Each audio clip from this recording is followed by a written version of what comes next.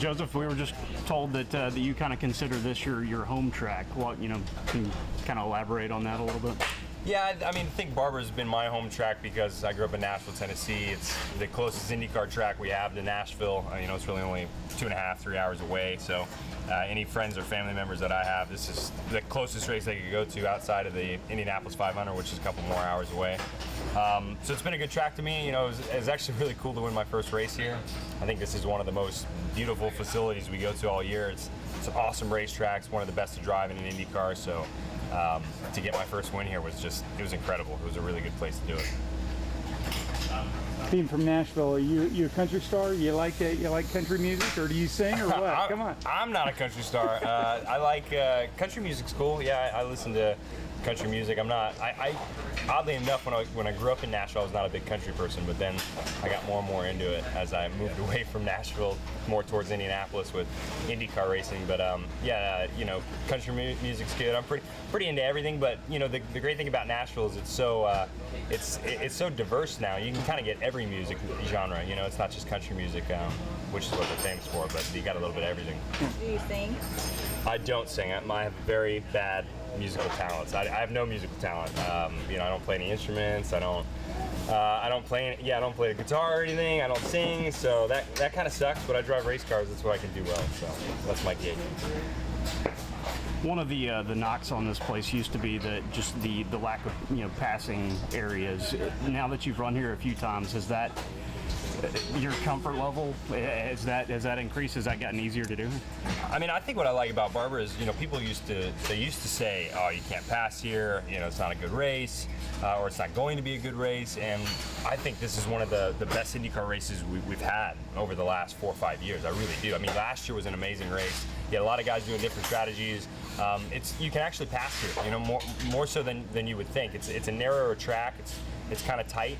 But you can make passes here. Tires go off pretty quick. It's such a demanding racetrack. You're going so fast with such high-speed corners that the tires wear out pretty quick. So when people start to struggle on their tires, you can make moves on them in places that you didn't think you could. So for me, it's one of those places that I tell people, you're going to see a good IndyCar race. I think you're going to see passing. You're going to see different fuel strategies. And I think it's been a highlight for us over the last 3-4 years. And today, how did it go? Today's been good. I mean, we've got a little bit of a different update on our cars this year with the aero package. So, Indy cars are kind of like jet fighters. They're not like airplanes designed to go up into the air. They're designed to go into the ground. And we've been working with Chevrolet, our engine manufacturer partner, and they also build our aero kits. And we've got some differences this year that we needed to test out. So I'm happy we were able to get here and see what was different from last year, what we need to change. And so far we seem pretty quick, so hopefully that bodes well for trying to win another race here. What are some of the changes that we might be able to understand? I think if people are coming out to watch this race and they're looking for the differences in the aero packages on our cars, on the Chevrolet car, the rear wing is really a bit different. It's really the bumper pods. So you got the rear wing, and then you got the bumper pods right next to the rear wing, which are behind the rear tires. Those are going to look a little bit more boxy. I think they look a little bigger. They're different than last year, and they're not the same shapes. They're a little better for grip. They make more downforce. They're a little more efficient. So they're good for performance. For us, we really like them, but you'll see those little differences. You come to the paddock here in IndyCar, we're very open about letting people see the cars, letting see the engineers, the mechanics working on our equipment. So I think it's fun for people if they don't just want to walk around the track and see the race cars on track. You can also come back here into the paddock, see how we work on the cars, see what the differences are, and that's one of the great things I think about IndyCar is the access. Really random question. Talk about the guys holding the umbrella over you. Does that really make a big difference when you're just sitting there? These guys they're so lovely. They hold umbrellas for you when it's a little too sunny, it's a little too hot out. It's funny though, it does get really hot in the car. It's probably, if it's 80 degrees outside, it probably gets 110 degrees inside the car with all the Nomex fireproof layer that you're wearing, all the heat from the engine. It gets warm, so they help you out a little bit with an umbrella. But my guys always joke with me, even when I don't need it, they'll follow me around with the umbrella, making fun of me like I need an umbrella girl or something. But does that make you a diva? I think it can make you a diva. They try and make you feel like you're a diva, but I don't like that. They do things for me that I don't even ask for, and they just act like I'm a diva. So it's pretty funny.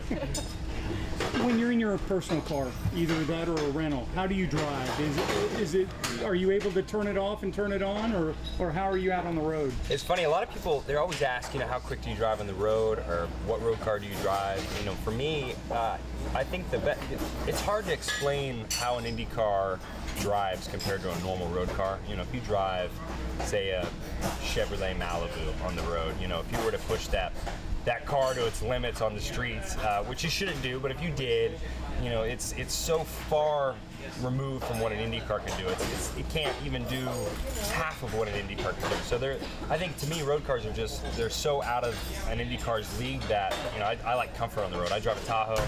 I'm a Chevy guy, so I like something comfortable that I can travel with. When we're trekking from Nashville to Indy to even down here in Birmingham, I want something comfy, so I just drive a Tahoe, and I kind of switch off the racing mode until I get here at the track.